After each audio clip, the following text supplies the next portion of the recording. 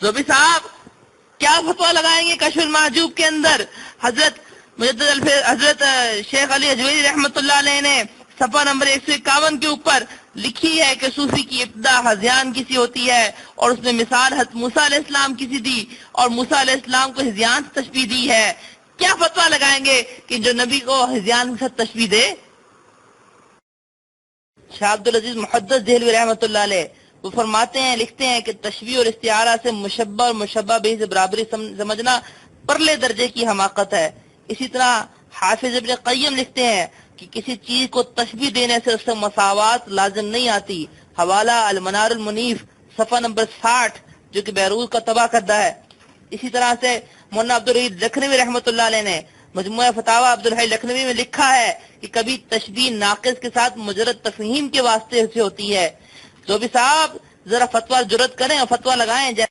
زوبی میں تجھے ایک بار پھر چیلنج کرتا ہوں کہ تو نے اپنے دوسری ویڈیو کے اندر جو اپنے گندے الزامات لگائے ہیں، تیرے اندر جرت ہے تو تو اپنے ایک بھی الزام کو سچا ثابت کر کے دکھا۔ تو نے الزام لگایا حضرت شیخ کے اوپر کہ حضرت شیخ نے تشبیہ دی ہیں، اول تو میں نے ثابت کیا کہ تشبیہ اگر دے بھی دیں تو کوئی حرج نہیں۔ حضرت شیخ نے، میں تجھ سے سوال کرتا ہوں، بار بار سوال کرتا ہوں، کہاں تشبیہ دی ہے، کہاں حضرت نے لکھا ہے؟ اور اگر دے بھی دیں تب بھی کوئی حرج نہیں ہے۔ تیرے جیسے جاہل آدمی کے لیے میں تجھے آخری بار دعوت دیتا ہوں کہ تو اللہ کے آگے توبہ استغفار کر۔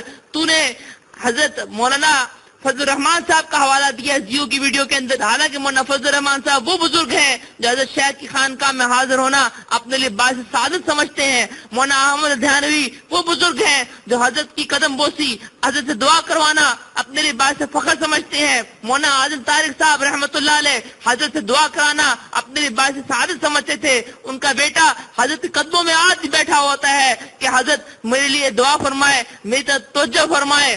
تیرے جیسے جاہلوں کے پاس کون ہے سوائے انگریز کے؟ تو آج ان غداروں کے نقش قدم پہ چلتے ہوئے علماء اہل سنت کے اوپر کیچڑ اچھال رہا ہے۔ تیری علماء اہل سنت سے یہ بغاوت، من عاد لی ولیا فقد آذنت بالحرب کے مصداق تیرے لیے بربادی اور تباہی کا مصداق نہ بن جائے۔ اب بھی وقت ہے کہ اللہ کے آگے توبہ استغفار کر اور اللہ کے آگے اپنے گناہ کی معافی مانگ اور اپنے ان تمام جھوٹے الزامات سے برات کا اعلان کر۔ زوبی نے اپنی ازلی بدبختی کا ثبوت دیکھتے ہوئے ایک اور اعتراض، جھوٹا الزام گھڑا ہے جس سے اس بات کا پکا ثبوت ملتا ہے کہ زوبی انگریز کا خود کاشتہ ایجنٹ ہے۔ زوبی نے حضرت اقدس قطب الارشاد مولانا ذوالفقار احمد نقشبندی دامت برکاتہم العالیہ کے خطبات کی ایک عبارت کے اوپر اعتراض کیا ہے۔ حضرت کے خطبات کے عنوان کے اندر ایک بیان ہے جس کا نام ہے محنت کی عظمت۔ اس کے اندر یقیناً حضرت محنت کی عظمت کے حوالے سے واقعات سے بتانا مقصود ہے، اور اسلوب بھی یہی ہے کہ جب کسی واقعے کو بیان کیا جاتا ہے تو اس کے ایک پہلو کے لحاظ سے اس واقعے کو بیان کیا جاتا ہے۔ حضرت نے بھی اسی پہلو کے لحاظ سے اس بیان کے اندر مختلف اکابرین علماء امت کے پہلے واقعات کو بیان کیا ہے کہ جیسے کیسے انہوں نے محنتیں کی۔ اس میں امام محمد رحمۃ اللہ علیہ اور کئی اکابر اولیاء کرام ان کی محنتوں کا ذکر کیا ہے۔ اس کے بعد باقاعدہ عنوان بنا ہوا ہے کہ غیر مسلم جو سائنسدان گزرے ہیں تو اس سائنسدانوں کی محنت کا عنوان باقاعدہ بندہ ہوا ہے کہ سائنسدانوں کی محنت، اور سائنسدانوں کی محنت کے اندر حضرت نے پہلے نیوٹن کی محنت کو بیان کیا ہے، اور مقصد اس کی محنت کو بیان کرنا ہے، نہ کہ اس کے عقیدے اور اس کے ایمان کو بیان کرنا ہے۔ یہ ایسا ہی ہے جیسا کہ ہم کہتے ہیں اپنے روزمرہ کی گفتگو کے اندر کہ ابو جہل بڑا ذہین تھا لیکن اس کو اس کی ذہانت کسی کام نہ آئی اور وہ ہلاک ہو گیا۔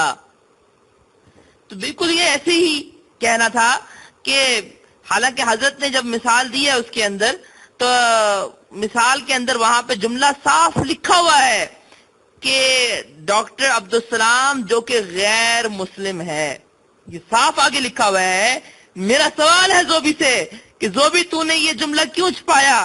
تو نے یہ جملہ کیوں نہیں بولا کہ آگے جب حضرت شیخ لکھ رہے ہیں کہ ڈاکٹر عبدالسلام قادیانی ہے؟ پھر دوسری بات تو نے لکھا ہے کہ یہاں یہ بات بھی غور کرنے کے لائق ہے کہ پیر صاحب رحمۃ اللہ دامت برکاتہم العالیہ اس وقت بھی الہام یافتہ 17 سال کی عمر میں قلب جاری ہونے کے مدعی تھے۔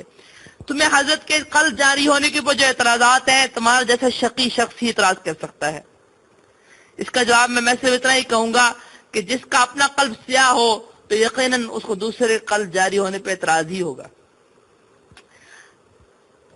آگے تو نے لکھا ہے اپنے بدبختی کا ثبوت دیتے ہوئے کہ ہمارا تعجب بڑھ جاتا ہے کہ پیر صاحب پہ ڈاکٹر عبدالسلام قادیانی کی حقیقت کھول نہ سکی. یہ تیری جہالت کا بہت بڑا ایک اور ثبوت مل گیا ہمیں. کیا قلب کا جاری ہونا، ہم نے کب یہ دعویٰ کیا کہ علماء اہل سنت والجماعت دیوبند نے کہ کسی قلب جاری ہو جائے تو وہ عالم الغیب ہو جاتا ہے؟ ہم نے کب یہ دعویٰ کیا کہ جب قلب کا جاری ہونے سے اس پہ ساری حقیقتیں منکشف ہو جاتی ہیں؟ اور دوسری بات یہ کہ حضرت نے خطبات کے اندر یہ جملہ لکھا ہے، آگے لکھا ہوا نظر آ رہا ہے.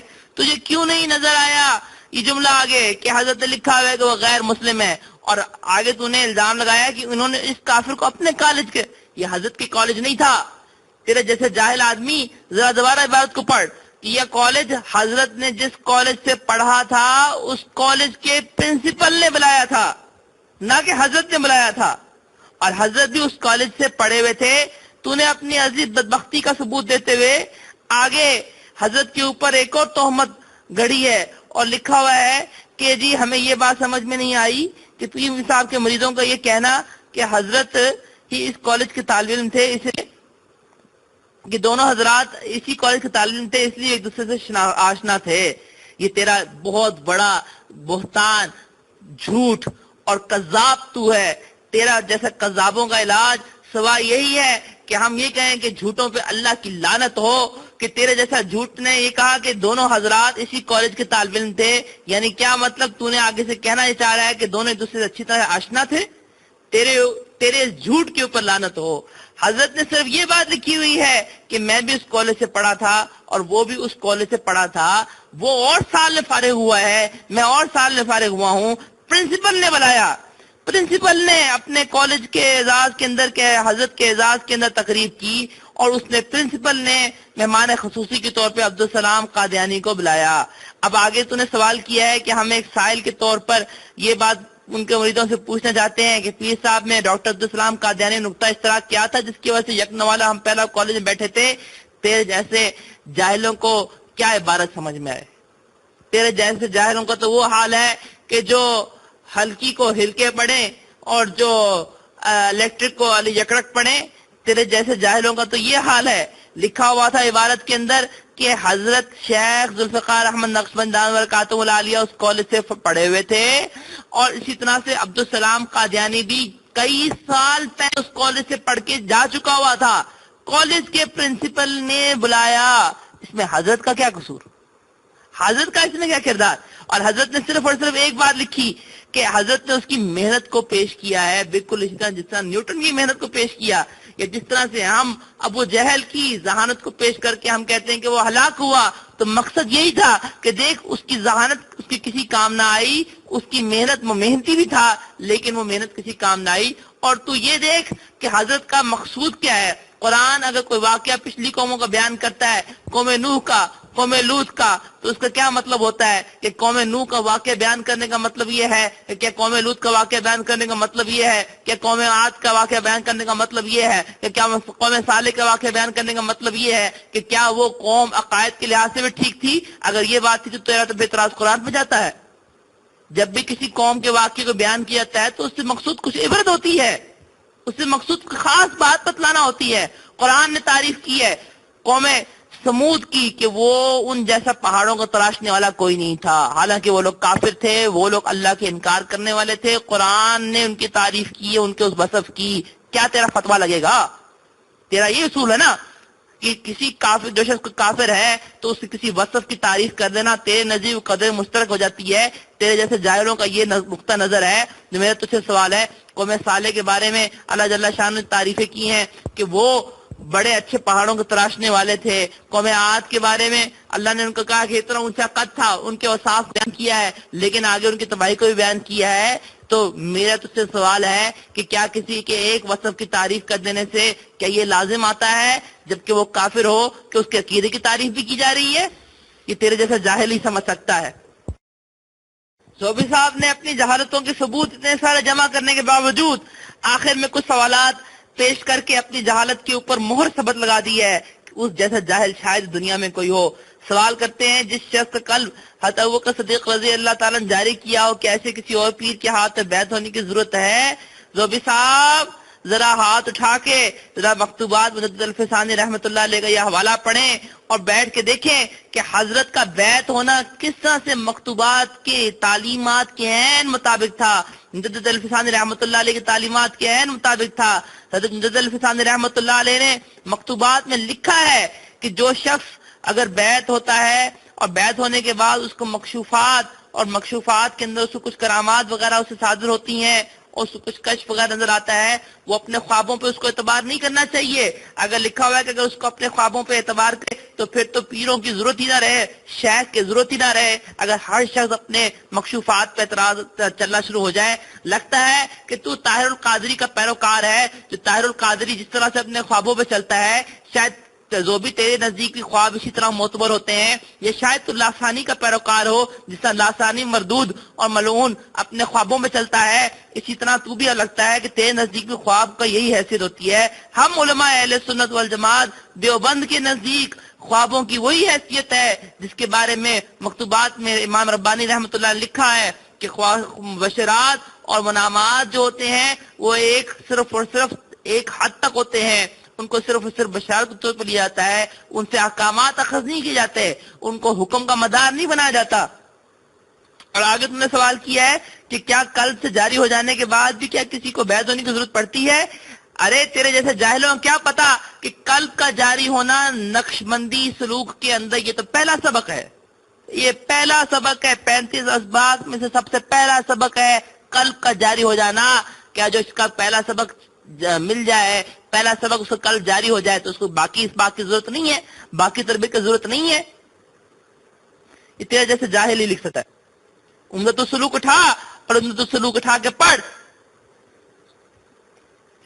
تو نے اگلا سوال کیا ہے کہ کیا شیخ مولانا ذوالفقار حسین شاہ صاحب رحمۃ اللہ علیہ نے پیر صاحب کو اپنی خلافت کیوں نہیں دی؟ حالانکہ جانتے بھی تھے کہ پیر صاحب قلب حضرت ابوبکر صدیق رضی اللہ تعالیٰ نے جاری کیا ہے. میں نے تجھے اس کا جواب دیا، خلافت کے قلب جاری ہونے ملنا شروع ہو جائے یہ تو پہلا سبق ہے. جو مرید ابتدائی پہلا نمبر بیت ہوتا ہے، اس کا جب لطیفہ قلب اس کو ملتا ہے، وہ اس پر ذکر کرتا ہے، مراقبہ کرتا ہے تو اس کا قلب جاری ہوتا ہے. تو پہلا مرحلہ ہے، پہلا سبق ہے. یہ تو اس کی مثال ایسے ہے قلب جاری ہونے کی جیسا کہ کوئی بالکل ابتدائی سبق پہلی جماعت میں پڑھے. جیسے جاہل شخص یہ بول سکتا تھا. آگے تو نے لکھا ہوا ہے کہ کیا یہ توہین نہیں ہے؟ یہ بھی تیرا جیسے جاہل اعتراض کر سکتا ہے، کیونکہ تجھے کیا پتا کہ نشبندی اس بات کیا ہے، اور تجھے تو توہین کی تعریف ہی نہیں پتا. تیرے جیسے شخص کے نزدیک تشبیہ بھی توہین ہے. حالانکہ میں نے تجھے پیچھے اتنے حوالے دے دیے، تجھے اتنے مثالوں کے حوالے دے دیے. حدیث مبارکہ میں بخاری شریف کی حدیث مبارکہ ہے ابتدا کے اندر کہ اس کو تشبیہ دی گئی ہے گھنٹی کے ساتھ. تیرے نزدیک تو شاید وہ بھی توہین ہو. آگے تو نے سوال کیا ہوا ہے کہ یہ بات جاننے کے باوجود بھی کہ جب حضرت شاہ کا قلب جو ہے سیدنا ابوبکر صدیق رضی اللہ تعالیٰ نے جاری کیا ہے تو مولانا ذوالفقار حسین شاہ اور دوسرے شیخ نے پیر ذوالفقار کے ہاتھ میں بیعت کیوں نہیں کی؟ اب تو مجھے پکا پتا چل گیا کہ تو لاسانی کا مرید ہے یا تو طاہر القادری کا مرید ہے. جو طاہر القادری کے نزدیک یہ ولایت کا معیار ہو سکتا ہے، یا لاسانی جیسے ملعون شخص کے نزدیک یہ ولایت کا معیار ہو سکتا ہے کہ قلب جاری ہو جائے تو بس وہ ولی کامل بن گیا. ہمارے نزدیک قلب کا جاری ہونا یہ تو پہلا سبق ہے. ابھی تو آگے تربیت کتنی لمبے اسباق کی طے کی ضرورت تھی. اسی لیے تو حضرت شیخ نے اپنے مشائخ کی اتباع میں اور مجددی اسباق کی اتباع کے مجددی اساتذہ اور مشائخ کی اتباع کے اندر کامل اتباع کے اندر وہی کیا جیسا کہ حضرت مجدد الفسانی رحمۃ اللہ نے لکھا ہے. پڑھ حوالے مکتوبات کے اندر جن کا میں ابھی حوالہ پیش کر رہا ہوں، اور مجھے ان حوالوں کا تیرے سے جواب چاہیے. تیرے اندر غیرت ہے، تو نے اپنی ماں کا دودھ پیا ہے، تیرے اندر غیرت ہے، تو انہیں ایک حوالے کا جواب مجھے دے، تو اپنا نام بدل، ایک تو نے اپنا نام زوبی جو مشرکانہ نام رکھا ہوا ہے، مجھے اب ایک ایک حوالے کا جواب چاہیے، تو اپنے ایک ایک حوالے جو میں نے تیرے جتنے بھی حوالے تیرے الزامات کے حوالے میں پیش کیے ہیں، مجھے ایک ایک عبارت کے آگے اپنے دلیل دے، ورنہ اپنی شکست تسلیم کر، اور تسلیم کر کہ تو نے قطب الارشاد ولی کامل عارف باللہ حضرت شیخ مولانا ذوالفقار احمد نقشبندی دامت برکاتہم العالیہ کے اوپر جھوٹ باندھا، بہتان باندھا، ان کے اوپر غلط الزامات لگائے،